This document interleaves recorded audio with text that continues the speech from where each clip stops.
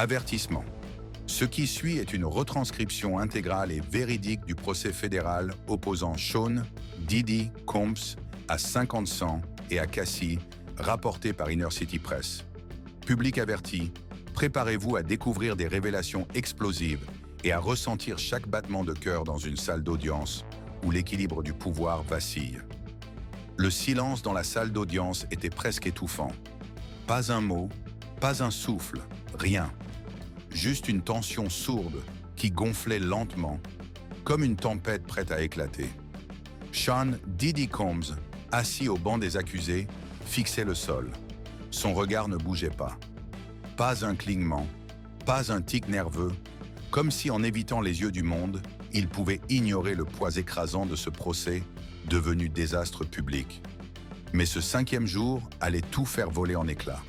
Personne ne s'attendait à ce que 50 Cent fasse une apparition. Et encore moins à ce qu'il dirait une fois là. Car dès qu'il franchit les portes du tribunal, tout bascula. Les flashs crépitèrent. Les murmures s'élancèrent comme une vague dans l'assistance. Et sous leurs yeux, l'armure de Diddy se fissura.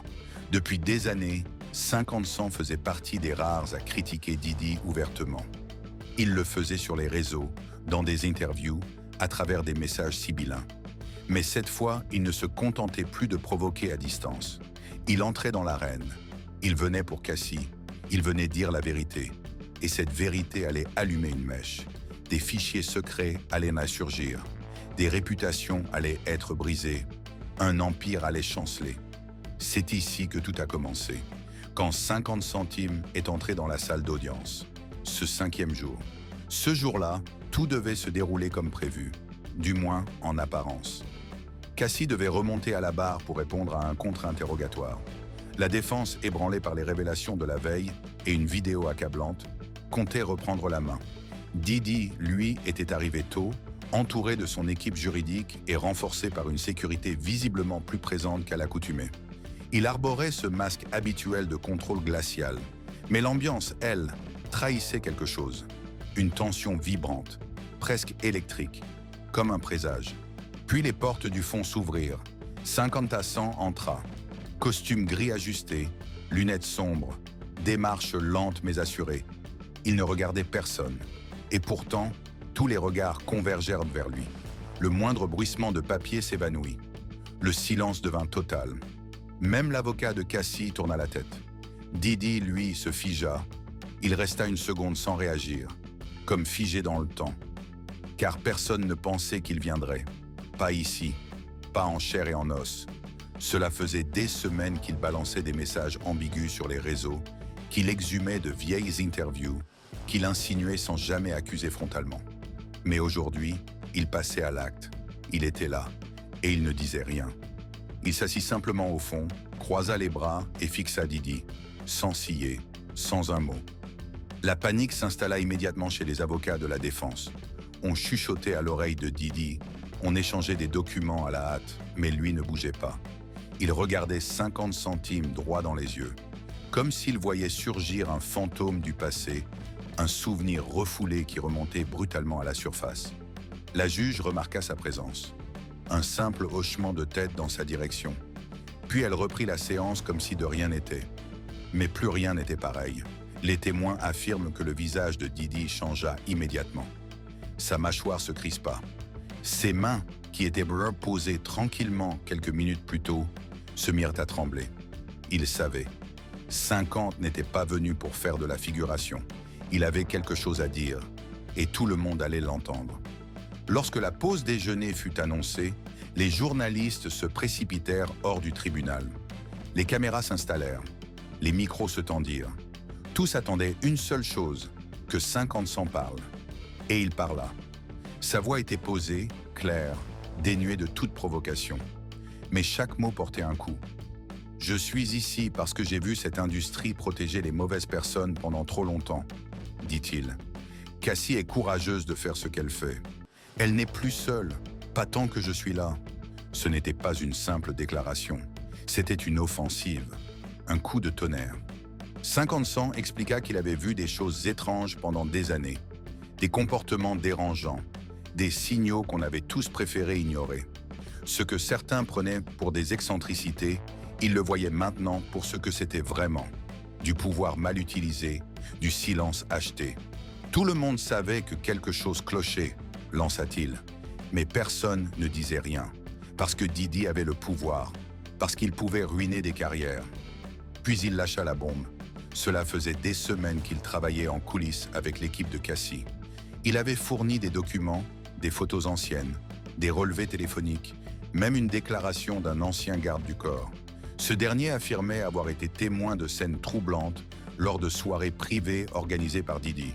Et ce n'était pas fini. 50 Cent annonça qu'il finançait une enquête indépendante.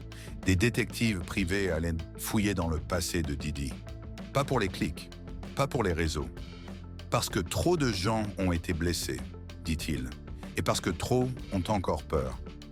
L'équipe de Cassie publia un communiqué discret, remerciant 50 pour son soutien, son courage et sa foi en la vérité.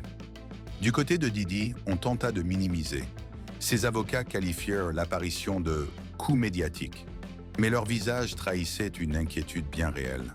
Car dans la salle, tout avait changé.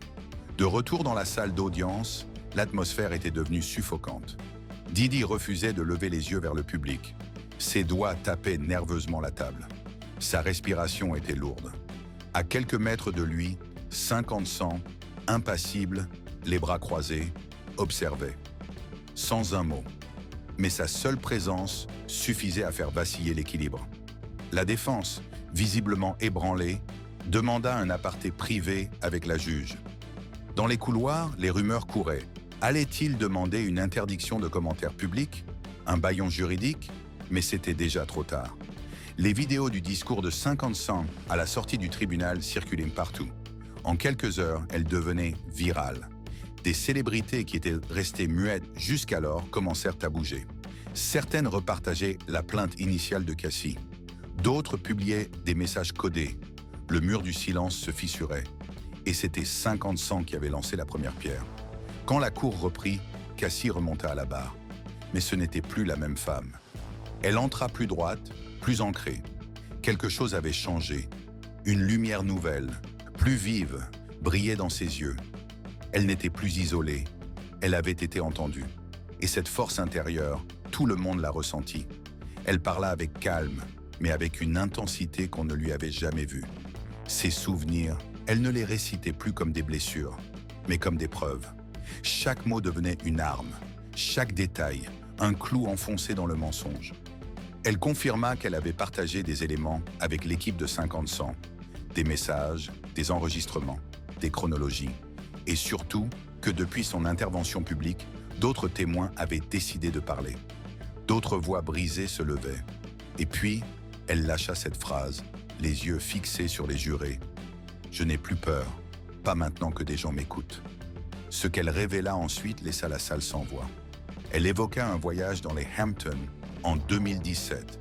Là-bas, après avoir échangé quelques messages avec un autre artiste, elle affirma avoir été enfermée pendant 2 jours dans une maison d'invités. Il disait que je l'avais humilié devant l'industrie, que j'étais à lui, sa propriété. La défense bondit, mais la juge rejeta l'objection. Cassie poursuivit. Elle décrivit les règles tacites qui régnaient dans le monde de Didi. Où se tenir pendant les soirées? À qui parler? Quand sortir d'une pièce? Ce n'était pas une relation, c'était un système de contrôle. Puis elle s'arrêta. Elle tourna légèrement la tête vers le public. Ses yeux se posèrent sur plusieurs visages. Et elle dit « Je sais que certains ici ont vu ce qu'il faisait. J'espère que vous parlerez, vous aussi. » Un silence glacial s'abattit sur la pièce. On entendit une respiration haletante à l'arrière. C'était Didi. Son regard brûlait entre stupeur et rage contenue. Un de ses avocats posa une main sur son épaule. Il ne bougea pas. Et 50 centimes, toujours silencieux, fit un léger signe de tête. Un geste discret, mais lourd de sens. Il la soutenait. Cette fois, ce n'était pas seulement la voix de Cassie qui pesait dans la balance. C'était celle d'une femme portée par la présence d'un homme influent qui refusait de se taire. Et ce poids, le jury le ressentit. Plusieurs jurés commencèrent à prendre des notes frénétiques. D'autres se penchèrent en avant. L'un d'eux hocha même la tête lentement, les yeux rivés sur Cassie. Le procès venait de basculer. Ce n'était plus Cassie contre Didi. C'était Cassie, 50 centimes. Et un raz-de-marée de vérité qui menaçait d'engloutir un empire bâti sur l'intimidation et le silence. Le choc de cette journée ne s'arrêtait pas aux témoignages. Il se lisait sur les visages. Les avocats de Didi n'étaient plus ces orateurs assurés du premier jour. Le vernis s'était craquelé. On les voyait s'agiter, échanger des papiers à toute vitesse, s'isoler en chuchotant à l'oreille de leurs clients. Le regard perdu de Didi confirmait ce que tout le monde comprenait désormais. Le contrôle lui échappait. Selon des sources proches du tribunal, cette nuit-là, l'équipe de la défense organisa une réunion d'urgence dans un hôtel. Une session marathon qui dura jusqu'à 4 heures du matin.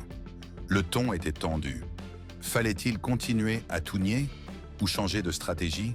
Certains suggéraient de jouer la carte de l'homme brisé par son passé, d'un produit du système, un homme faillible mais pas coupable, un virage risqué et surtout un aveu implicite que leur posture d'innocence totale ne tenait plus. Le lendemain matin, le parquet frappa fort. Ils déposèrent une requête pour faire intervenir 2 nouveaux témoins, des anciens employés. Le premier, un ancien tour manager, affirma avoir vu Didi crier sur Cassie avant de fracasser le mur de colère dans une loge. Le second, une ex-assistante, révéla avoir été chargée de surveiller Cassie en permanence et de faire des rapports horaires sur ses déplacements. La défense tenta d'empêcher leur témoignage. La juge refusa. Ces faits participaient à démontrer un comportement répétitif. Et dans le box, le jury était suspendu à chaque mot. La jurée numéro 7, jusqu'ici impassible, prenait désormais des notes frénétiques. Juré 11, un jeune homme autrefois distrait, ne quittait plus la scène des yeux. La salle était électrisée. Didi, lui, semblait au bord du gouffre. Il ne prenait plus de notes. Il chuchotait, marmonnait, se recroquevillait. À un moment, un dessinateur judiciaire le représenta la tête dans les mains, effondré. Ce n'était plus l'icône du business, le mogul de la musique. C'était un homme en chute libre, un roi sans couronne, assis sur un trône qui se désintégrait sous lui. Mais la véritable onde de choc n'eut pas lieu dans la salle d'audience. Elle se propagea à l'extérieur, plus vite que quiconque ne l'aurait imaginé. En l'espace de quelques heures, les images de 50 Cent prononçant son soutien à Cassie faisèrent le tour du web. Instagram, TikTok, X, les extraits explosaient. En moins de 12 heures, plus de 60 millions de vues. Et cette fois, l'industrie du divertissement ne put détourner les yeux. Les murmures d'hier devenaient des cris. Des artistes jusque-là silencieux sortirent de l'ombre. Usher, autrefois protégé de Didi, le unfollowa discrètement sur Instagram. Mary J. Blige, amie et collaboratrice de longue date, effaça toutes leurs photos communes. Puis vint le choc. Justin Bieber, lui l'ex-enfant star révélé au monde sous l'aile de Didi, supprima plusieurs publications le remerciant pour sa carrière, avant de publier une story glaçante. Parfois, on découvre trop tard qui sont vraiment les gens. C'était un séisme. D'autres célébrités embrayèrent. Cardi B posta « Protéger les femmes, peu importe la puissance de l'homme ». Drake, sans écrire un mot, leakait un tweet disant « Les vrais parlent, les lâches se taisent ». Même des figures hors du milieu musical s'en mêlèrent. Viola Davis, Gabrielle Union, toutes partageant leur soutien à Cassie. Mais la frappe la plus inattendue vint d'un ancien producteur resté anonyme pendant plus de 10 ans. Il posta sur X « J'ai bossé sur 3 projets de Didi. J'ai vu des choses. J'ai gardé le silence. Plus maintenant. » Le message comptait déjà plus de 300 000 likes avant la fin de la journée. Chez Revolt, le média fondé par Didi, l'alerte était maximale. Des réunions de crise s'enchaînaient, 2 sponsors venaient d'annuler leur partenariat. Un employé confia à un journaliste « Les gens sautent du navire. Personne ne veut être le dernier à rester à ses côtés quand tout s'écroule. » Et pendant que le monde se déchirait, 50 Cent, lui, continuait de poster. Des messages précis, stratégiques. Une photo de lui et Cassie, en coulisses d'un show, légendé. « Tu méritais mieux. » Une autre, plus énigmatique. « Jour 5. Tout commence ici. » Le message était limpide. Il n'avait pas terminé. Et comme un coup de massue supplémentaire, Cassie retourna à la barre. Pas pour répéter ce qu'elle avait déjà dit, mais pour aller plus loin. Ce n'était plus un simple témoignage personnel. C'était la mise à nu d'un système. Elle parla de ce qu'elle appelait l'architecture du contrôle. Un terme froid, clinique. Mais ce qu'il recouvrait était bien réel. La manière dont Didi et son entourage géraient chaque aspect de sa vie. Son agenda? Géré à la minute. Ses déplacements? Interdiction de les réserver elle-même. Ses conversations avec d'autres hommes? Surveillées. Et si elle parlait un peu trop avec quelqu'un, un membre du cercle de Didi venait lui glisser à l'oreille. « Tu sais qui t'a fabriqué, hein ?» Puis elle raconta un épisode particulièrement glaçant. En 2016, lors d'un award show, elle aurait ri à une blague faite par un autre artiste en coulisses. Didi aurait claqué son téléphone contre le sol et lancé, furieux, « Tu m'as humilié, t'as oublié qui tu es, tu dois apprendre le respect. » Et ensuite, vint le moment qui renversa l'ambiance. Cassie annonça avoir retrouvé un vieil enregistrement audio issu d'un iPad synchronisé sur le cloud, oublié depuis des années.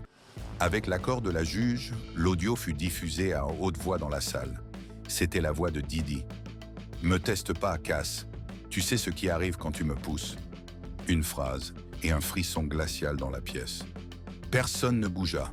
Même les doigts de la greffière cessèrent de taper. La défense tenta d'intervenir. Trop tard. Le mal était fait. Didi pâlit. L'un de ses avocats se pencha vers lui murmura quelque chose. Il ne répondit pas. Il était figé, les yeux rivés sur l'enregistreur, comme s'il avait entendu son propre tombeau se refermer. Un dessinateur de presse esquissa cette scène exacte. Didi, le regard vide, le stylo tombé de sa main.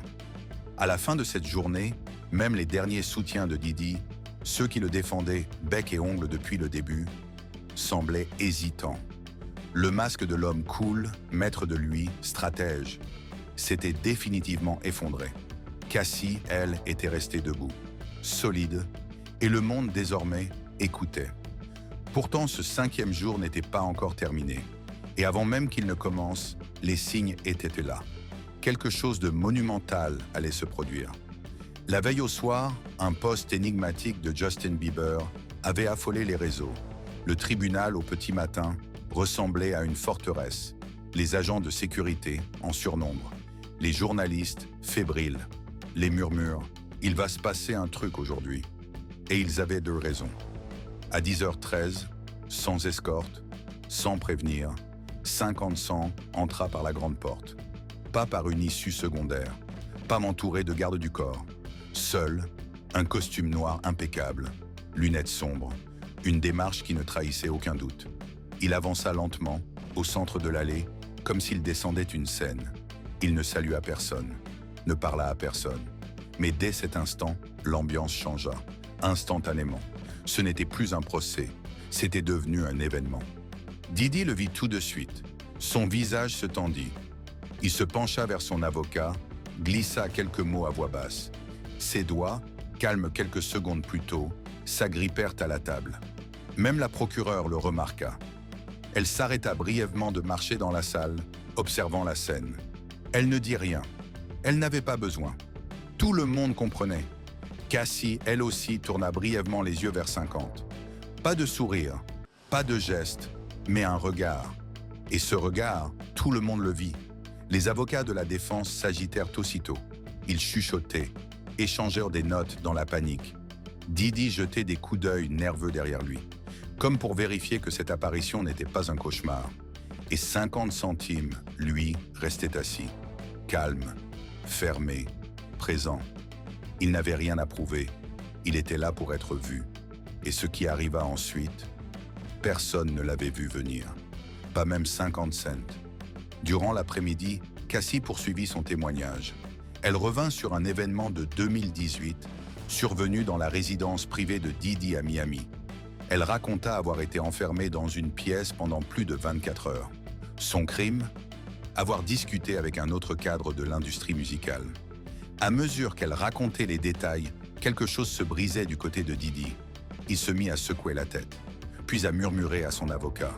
Sa jambe commença à trembler, et soudain, il explosa. « C'est pas ce qui s'est passé !» hurla-t-il, en frappant violemment la table de la paume. Un bruit sec, comme un coup de tonnerre. La salle s'immobilisa. Même la greffière cessa de taper. Le temps semblait suspendu. Cassie ne broncha pas. La juge Harmon saisit son marteau. « Monsieur Combs, ceci est votre seul et unique avertissement. Une autre interruption, et vous serez expulsé. » Mais Didi n'écoutait plus. Ses yeux n'étaient plus rivés sur Cassie. Il fixait le fond de la salle. Il fixait 50 centimes. Et soudain, il pointa du doigt. « Toi, tu l'attendais, hein? Tu vas le regretter. » L'atmosphère devint irrespirable. 2 agents de sécurité s'approchèrent. L'un d'eux se posta entre Didi et le public, l'autre derrière lui prêt à intervenir. Mais 50 centimes ne bougea pas. Pas un mot, pas un clignement. Il croisa simplement une jambe par-dessus l'autre et s'adossa un peu plus dans sa chaise. Un geste de mépris silencieux, de puissance tranquille. Cassie, elle, reprit sa déclaration comme si rien ne s'était passé. Et la juge? Elle ne suspendit pas l'audience. Elle se contenta de fixer Didi dans les yeux avant de déclarer froidement « Reprenez-vous ou je m'en chargerai ». Pour un homme qui avait bâti sa carrière sur le contrôle absolu, ces mots furent plus douloureux que n'importe quelle accusation. L'après-midi s'étira, mais plus personne ne quittait son siège. Même les journalistes, habituellement prompts à sortir discrètement pour poster ou fumer, restaient immobiles, figés. L'ambiance avait changé. Le tribunal n'était plus un simple théâtre de la vérité. Il était devenu le lieu où un mythe s'effondrait en temps réel. Car ce jour-là, Didi n'était plus le magnate sûr de lui. Ce n'était plus le sourire légendaire, le businessman millionnaire, l'homme au contrôle de tout. Ce qu'on voyait maintenant, c'était quelqu'un qui vacillait, un homme qui perdait prise. Et pendant que lui tombait 50 cents, lui montait. Dehors, les rumeurs devenaient en des titres. TMZ publiait « 50 cents affrontent Didi dans un duel silencieux en plein tribunal ». Sur les réseaux, de vieilles vidéos refaisaient surface. Des interviews où 50 laissaient entendre, déjà en 2009, « Paf, il y a des trucs chez lui qui collent pas. Ce gars-là a des secrets. » À l'époque, on parlait de rancune entre rappeurs. Aujourd'hui, ça sonnait comme une alerte prophétique. Et tout le monde l'entendait enfin. À l'intérieur, Didi ne disait plus un mot. Son équipe légale le cerna pendant les pauses. Ils chuchotaient à toute vitesse, leurs regards inquiets. En face, les avocats de Cassie brillaient. Ils savaient qu'ils avaient franchi un cap. Leur témoin vedette avait tenu bon. Leur adversaire s'était effondré devant les jurés, devant la juge, devant le monde. Et justement, les jurés ne laissaient plus rien passer. Un homme âgé qui, jusque-là, écrivait calmement, fixait maintenant le vide, bras croisés, lèvres pincées. Une femme plus jeune prenait des notes si frénétiques qu'on aurait cru qu'elle transcrivait chaque mot. Et au fond, 50 cents, toujours là. On raconta qu'un agent de sécurité lui demanda discrètement s'il comptait rester jusqu'à la fin de la journée. Il ne répondit pas. Il n'en avait pas besoin. Car tout le monde savait déjà, il ne quittait pas la pièce. Pas tant que la vérité n'avait pas fini de parler. À ce moment du procès, même les plus sceptiques commençaient à le reconnaître. Ce n'était plus un simple témoignage. C'était une déflagration, une cassure dans l'ordre établi, dans les jeux de pouvoir tapis derrière les projecteurs, les labels, les tapis rouges.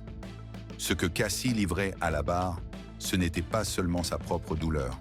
C'était un miroir tendu à toute une industrie. Et ce miroir faisait peur. Elle parla alors d'un terme que personne n'attendait dans une salle d'audience. Le système de programmation comportementale.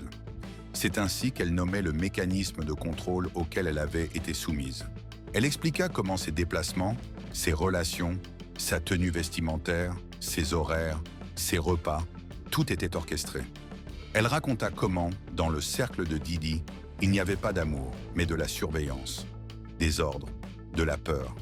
Puis elle évoqua une scène, restée enfouie pendant des années. Un soir de gala, en 2015, après avoir souri à un artiste rival, elle dit que Didi l'aurait emmené dans une loge, lui aurait lancé un verre à la figure, puis l'aurait enfermé à double tour. Je n'avais plus de voix. Il m'avait coupé du monde. Le public était pétrifié. La défense objecta, tenta de la faire taire. Mais la juge, imperturbable, laissa parler. Et alors, le coup final. Cassie sortit un document, une transcription audio certifiée, remise à la cour le matin même. Elle ne contenait pas de cris, pas de menaces, juste un aveu. Didi y disait, à voix basse, presque lasse, « Parfois je vais trop loin, mais c'est parce que je veux que tu m'obéisses. Tu comprends ?» Personne n'avait jamais entendu cette phrase. Jamais. Même pas les avocats. Un vent glacial sembla traverser la salle. Le juge fit signe au greffier de classer la pièce. Didi, lui, s'effondrait lentement dans son siège. Plus personne ne parlait autour de lui. Même ses avocats regardaient ailleurs. Et dans ce silence, on ne vit qu'un regard, celui de 50 Cent, posé sur lui. Pas triomphant, pas moqueur, juste implacable. Ce soir-là, le monde n'était plus le même. À peine la séance levée, les plateformes en ligne devinrent le théâtre d'un chaos viral. Les extraits de l'audience, les phrases chocs, les regards échangés, tout circulait, minute par minute. Mais ce n'était pas juste un scandale de plus, c'était un effondrement en direct. Partout, les témoignages affluent, des danseuses, des anciens assistants, des collaborateurs anonymes. Certains envoient des messages à des journalistes. D'autres prennent la parole publiquement pour la première fois depuis 10 ans. Et au centre de ce tourbillon, une image revient encore et encore. Celle de 50 Cent, assis dans la salle, impassible, bras croisés. Il devient un symbole, le premier à avoir brisé le cercle du silence. Mais la chute, elle, ne fait que commencer. Des sources internes révèlent que Revolt, l'empire médiatique de Didi, est en crise totale. Des membres du conseil d'administration quittent le navire. Des campagnes publicitaires sont annulées. L'un des partenaires commerciaux les plus influents de la chaîne résilie son contrat. Un dirigeant lâche dans un appel intercepté « On ne peut pas faire semblant que tout ça n'existe pas ». Et pendant que le monde s'agite, Didi, lui, reste silencieux. Pas de communiqué, pas de vidéo, pas de défense. Le roi du contrôle ne contrôle plus rien. Pendant ce temps, Cassie est acclamé comme une figure de courage. Et 50 Cent, lui, publie un dernier message ce soir-là. Une photo en noir et blanc, floue, d'une salle d'audience vide. Légende simple, glaciale. Silence, mais plus pour longtemps. À l'aube du 6e jour, le tribunal n'était plus un lieu de droit. C'était devenu le centre de gravité d'un séisme culturel. Des files d'attente se formaient à l'extérieur dès 5 heures du matin. Pas seulement des journalistes, des anonymes, des fans, des activistes. Tous venus voir, non pas un procès, mais un tournant. À l'intérieur, Didi apparut pour la première fois sans cravate.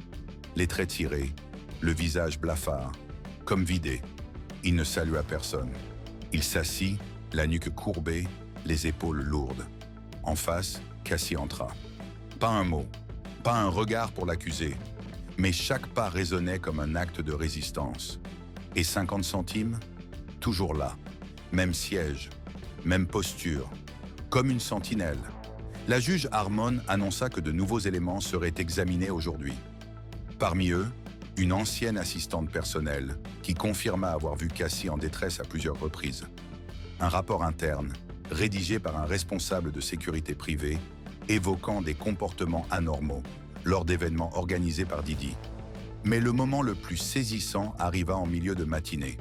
Cassie remit au greffier un carnet, un journal, tenue manuscrite, des années d'annotation, des dates, des lieux, des descriptions glaçantes. La juge prit le temps de le feuilleter. Page après page, les silences du passé devenaient des preuves. L'un des jurés, incapable de masquer son émotion, essuya une larme. Un autre détourna le regard, mâchoire serrée. Et pendant ce temps-là, Didi, lui, ne relevait plus la tête. Son corps semblait se contracter à chaque nouvelle page lue. Il ne parlait plus, il subissait. Et lorsque Cassie se leva pour quitter la barre, la juge prononça 6 mots simples, mais qui claquèrent comme une gifle dans le silence. « La cour reconnaît votre courage, madame. » Didi ne broncha pas. Mais dans le fond de la salle, 50 Cent acquiesça doucement.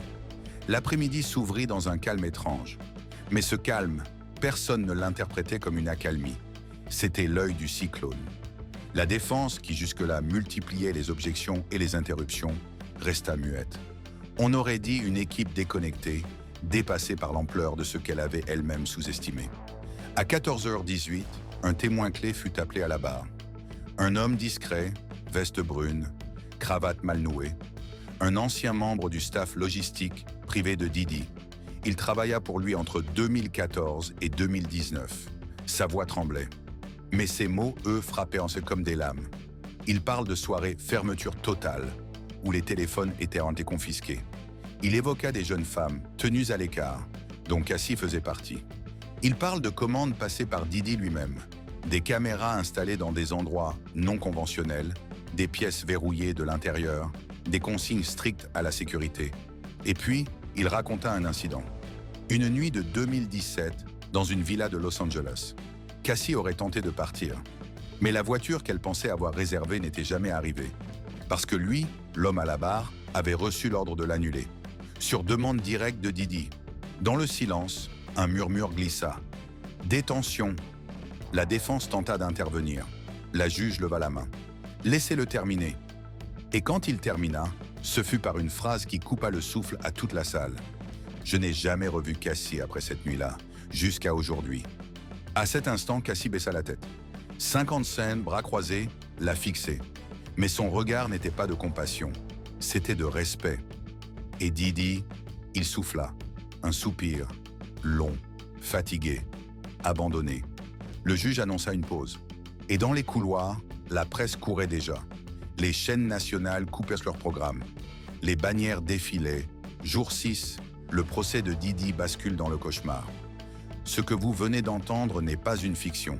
C'est le récit d'un empire qui vacille, d'une parole longtemps étouffée qui trouve enfin un écho. Si cette histoire vous a touché, choqué ou simplement interpellé, partagez cette vidéo. Parce que trop souvent, le silence protège les puissants. Et aujourd'hui, c'est peut-être le début de la fin de ce silence. Abonnez-vous, activez la cloche et surtout, restez attentifs, car ce n'est que le début.